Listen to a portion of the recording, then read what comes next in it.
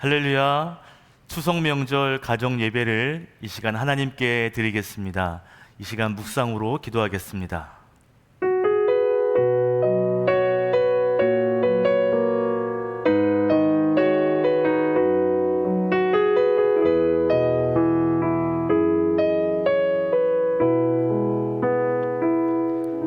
하나님 아버지 감사합니다. 추석 명절을 우리에게 허락하셔서 온 가족이 한자리에 모여 예배할 수 있도록 은혜 베푸심에 감사드립니다. 이 시간 마음과 정성과 뜻을 다하여 하나님을 예배합니다. 우리의 예배를 받아 주시옵소서. 예수님의 이름으로 기도드립니다. 아멘. 다 함께 사도신경 하심으로 신앙 고백드립니다. 나는 전능하신 아버지 하나님 천지의 창조주를 믿습니다. 나는 그의 유일하신 아들 우리 주 예수 그리스도를 믿습니다. 그는 성령으로 잉태되어 동정녀 마리아에게서 나시고 본디오 빌라도에게 고난을 받아 십자가에 못 박혀 죽으시고 장사된 지 사흘 만에 죽은 자 가운데서 다시 살아나셨으며 하늘에 오르시어 전능하신 아버지 하나님 우편에 앉아 계시다가 거기로부터 살아있는 자와 죽은 자를 심판하러 오십니다.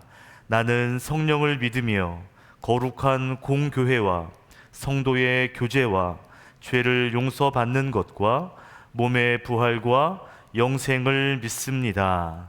아멘. 이 시간 찬송가 435장 찬양하겠습니다.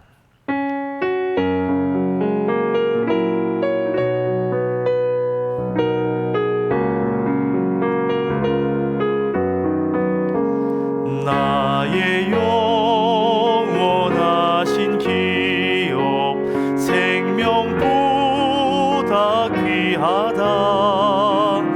나의 갈 길 다가도록 나와 동행하소서. 주께로 가까이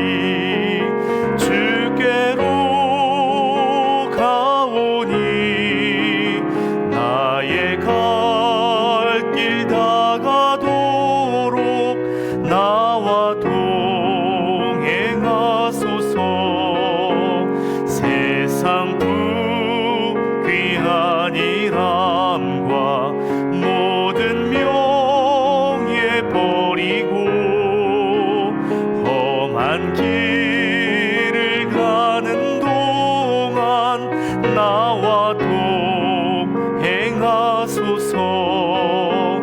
주께로 가까이 주께로 가오니 나의 갈 길 다가도록 나와 동행하소서.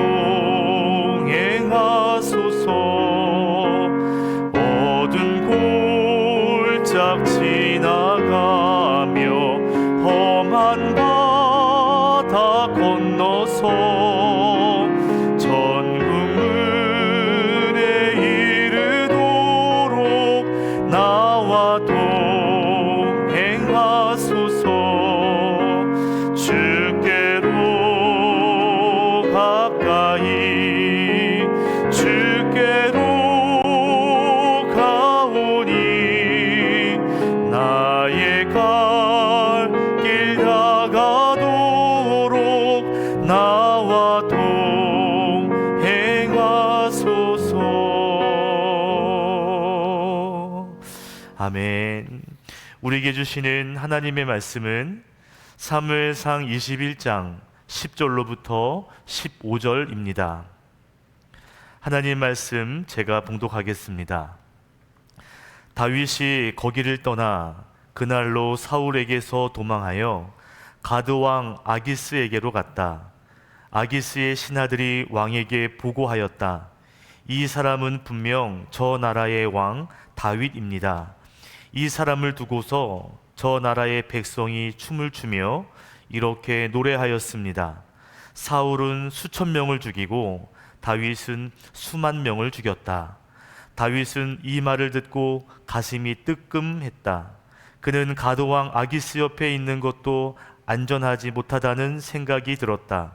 그래서 그는 그들이 보는 앞에서 미친 척을 하였다. 그들에게 잡혀있는 동안 그는 미친 사람처럼 행동하여 성문 문짝 위에 아무렇게나 글자를 긁적거리기도 하고 수염에 침을 질질 흘리기도 하였다.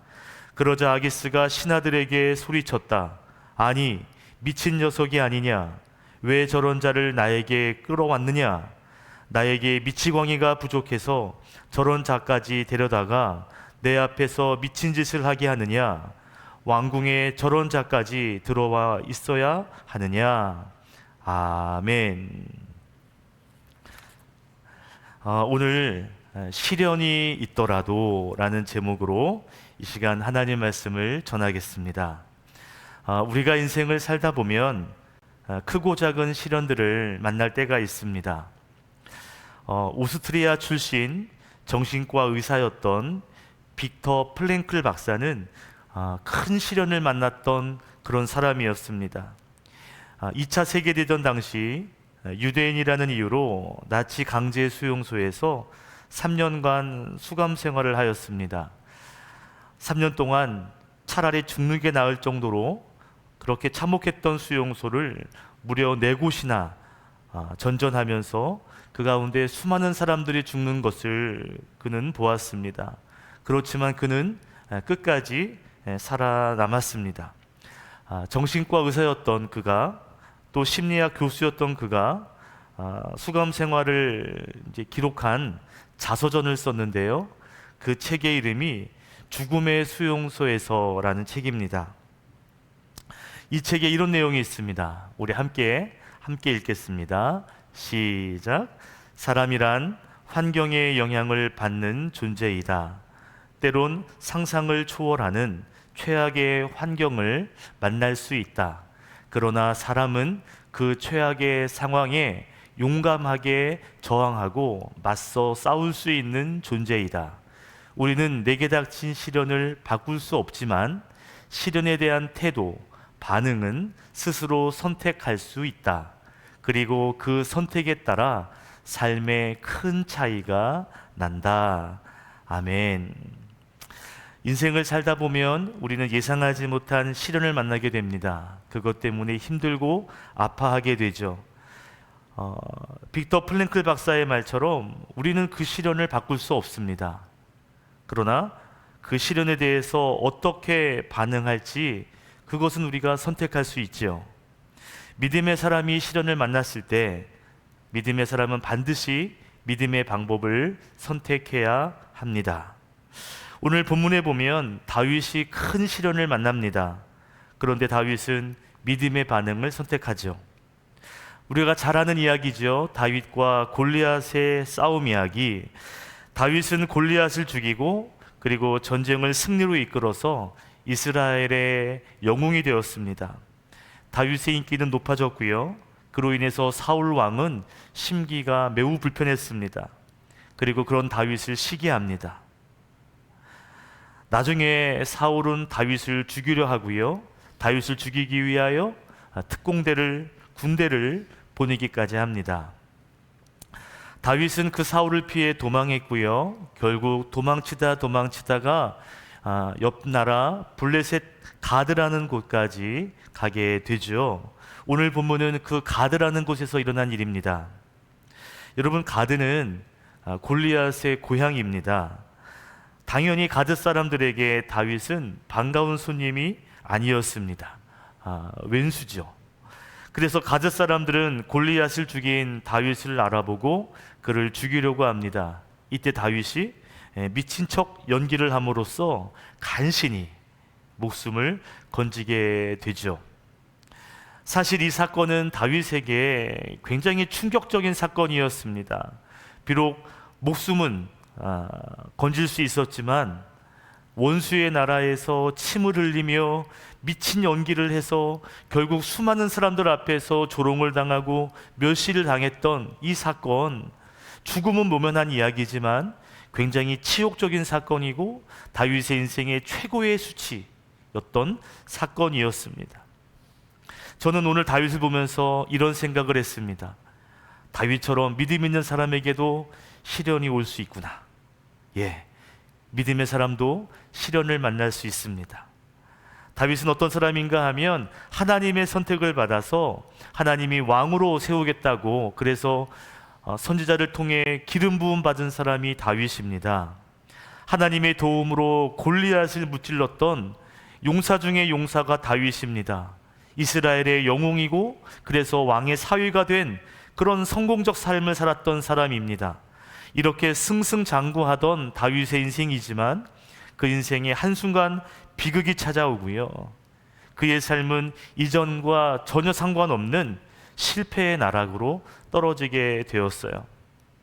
여러분 기억하십시오. 하나님이 나와 함께하는 그 와중에도 우리는 시련을 만날 수 있습니다. 또한 시련을 만났다고 해서 기억할 것은 그 인생이 끝난 것은 아니라는 것입니다. 믿음의 사람에게 시련이 올 수 있지만, 그래서 고난당하고 아픔이 올 수 있지만, 그러나 그것이 하나님은 나를 떠나셨거나 하나님이 나를 향한 그 계획이 취소된 것은 아니라는 것이죠. 여러분, 우리의 삶에도 시련이 찾아올 때가 있습니다. 그때 믿음의 방법을 선택하는 믿음의 용사가 되시기를 주님의 이름으로 축복합니다. 오늘 여러분에게 두 가지 도전을 드리고 싶습니다. 첫 번째 도전은요, 시련이 있더라도 하나님의 계획을 바라보십시오. 이것이 여러분에게 드리는 도전입니다. 우리가 인생에서 시련을 만나게 되면 우리가 그 시련을 바라보면서 우리의 시선이 굉장히 좁아집니다. 내 앞에 문제만 크게 보이고 내 앞에 닥친 상황만 크게 보이고, 그래서 저 너머에 있는, 문제 너머에 있는 그 하나님을 우리는 보지 못합니다. 시야가 좁아져서 내 앞에 있는 문제만 보게 된다는 것이죠. 그 문제 너머에 계신 하나님, 더 크신 하나님의 계획을 우리는 보지 못한다는 거예요. 여러분, 하나님의 계획 안에서 보면 하나님은 다윗을 이스라엘의 왕으로 삼고자 하셨습니다. 그래서 이스라엘 선지자를 보내어서 다윗의 머리에 기름을 부었어요.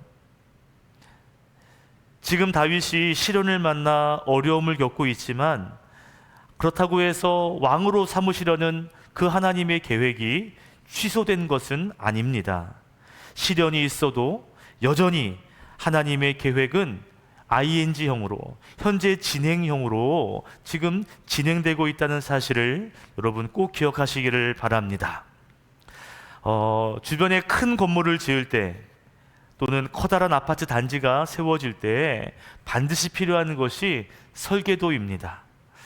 어떤 건물을 세우든지 제일 먼저 하는 일은 그 설계도를 만드는 것이죠. 그리고 모든 일정은 그 설계도에 따라 진행이 됩니다. 얼마 전에 재건축 아파트 공사가 진행하는 그 지역을 가보았는데요, 1년 넘도록 땅을 파고 땅을 다지고 있더라고요. 눈에 보이는 모습은 허허벌판이었습니다. 그런데 우리는 알고 있죠. 계획한 때가 되면 저 위에 아파트가 세워지고 커다란 단지가 형성된다는 것을 우리는 알고 있습니다. 지금 당장은 허허벌판으로 보이지만 설계도의 계획에 따라 때가 되면 아파트 단지가 형성이 되는 거죠. 여러분, 우리에게 시련이 있을 때 문제만 보지 말고 그 먼저에 있는 하나님의 계획을 보아야 한다는 것입니다. 그럴 때 우리는 시험을, 또 시련을 믿음으로 돌파할 수 있는 것이죠. 시편 34편은 다윗이 가드에서 미친 척하여서 목숨을 건진 이후에 쓴 시입니다. 놀랍게도 다윗은 그때 하나님을 찬양합니다. 그리고 사람들에게 하나님을 바라보라고 선포합니다. 우리 시편 34편 4절과 5절 말씀을 함께 읽겠습니다. 시작.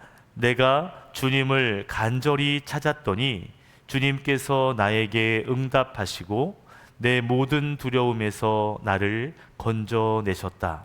주님을 우러러 보아라. 내 얼굴에 기쁨이 넘치고 너는 수치를 당하지 않을 것이다. 아멘. 다윗은 고백하기를 하나님이 나를 살려주셨습니다. 하나님이 나를 살려주셨다, 나를 건져주셨다 라고 고백해요. 그리고 사람들에게 외칩니다.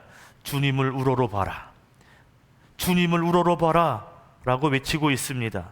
그 뒤에 보면 하나님을 경외하는 자만이 복을 받는다 라고 선언합니다. 그 뒤에 10절과 11절 말씀도 함께 읽겠습니다. 시작.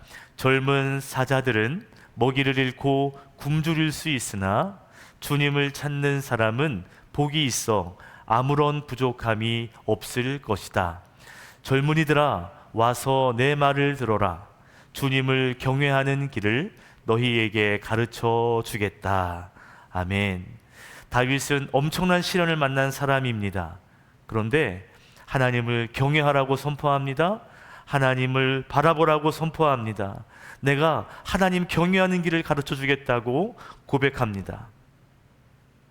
시련이 있어도 우리는 다윗처럼 하나님을 바라보고 하나님의 계획을 바라볼 수 있어야 한다는 것이죠. 여러분, 우리가 시련을 만난 것은 하나님의 실수가 아닙니다. 하나님의 계획을 이루기 위해 잠시 지나가는 과정일 뿐입니다. 마치 가나안 땅에 들어가기 위해 광야를 지나는 것처럼 우리의 시련은 잠시 지나가는 것이요, 이것을 지나고 나면 반드시 하나님의 계획은 성취되는 것이죠. 그렇기 때문에 시련을 만났을 때 우리는 하나님의 선하심과 그리고 선한 계획을 기대하며 믿음으로 그 길을 통과해야 할 줄로 믿습니다. 믿음으로 그러한 도전이 여러분 삶에 있기를 주님의 이름으로 축원드립니다. 아멘. 두 번째로 여러분에게 도전을 드립니다. 시련이 있더라도 하나님의 사역을 붙잡으십시오. 시련이 찾아오더라도 하나님의 사역을 꽉 붙잡으시기를 축복합니다. 여러분, 하나님은 절대로 실수하는 분이 아닙니다. 다윗의 인생을 보면 정말 씁쓸한 시간을 보내고 있죠. 그러나 이것은 하나님의 실수가 아니라 이 일을 통하여서 다윗을 더 강하게 만드시는 하나님의 섭리와 하나님의 은혜인 줄로 믿습니다. 오늘 우리가 읽은 본문 말씀 사무엘상 21장을 보면 다윗의 이야기가 나왔죠. 다윗의 시련, 다윗의 고난이 나옵니다. 그리고 그 다음 장 22장을 보면 그러므로 라는 접속사로 22장이 시작이 됩니다. 그러니까 사무엘상 21장과 22장은 내용이 연결된다는 것이죠. 즉 22장은 앞에 있는 21장의 연장선으로 보아야 합니다. 21장에서 다윗은 미친 척하여서 간신히 목숨을 살렸습니다. 그런데 22장에 보면 이제 블레셋과 이스라엘의 경계가 되는 아둘람 굴로 다윗이 도망을 가요. 그런데 재미있는 것은 다윗이 혼자 아둘람 굴에 숨어 있는데 이스라엘에서 많은 사람들이 다윗을 찾아 아둘람 굴로 찾아옵니다.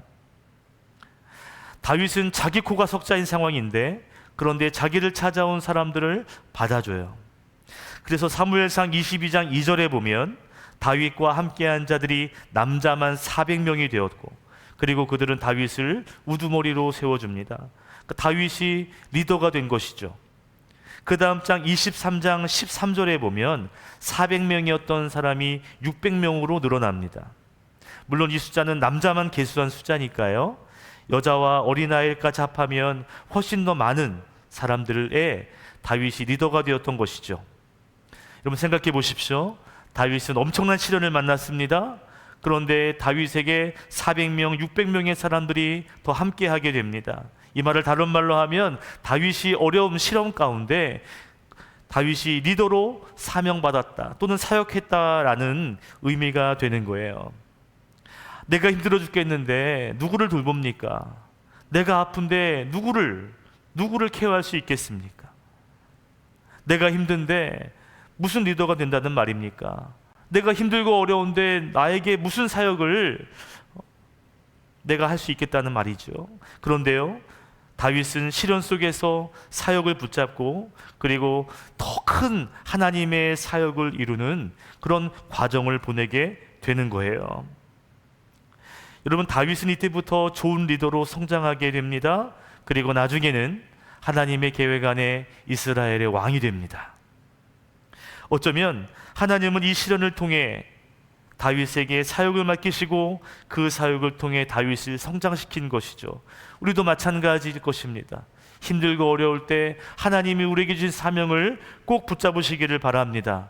우리가 사명을 붙잡고 사역을 붙잡고 나아갈 때 하나님의 사역, 하나님의 계획도 완성되지만 그 일을 통해서 하나님의 사람인 우리들도 다윗처럼 더 성장하게 되는 것이죠. 말씀을 정리합니다.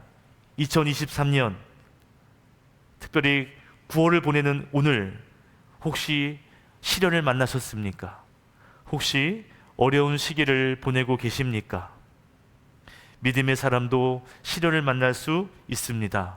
결코 실망하지 마시고 시련이 있더라도 다윗처럼 하나님과 하나님의 계획을 바라보면서 오늘 하루 또 한번 인내하시기를 축복합니다. 또 시련이 있더라도 하나님의 사역을 붙잡고 또 한번 성장하시는 믿음의 용사가 되시기를 축복합니다. 다윗처럼 시련을 넘어 하나님의 계획을 성취하고 완성시키는 하나님의 귀한 일꾼 되시기를 주님의 이름으로 축원드립니다. 아멘. 우리 다 함께 찬송가 430장 함께 찬양하겠습니다.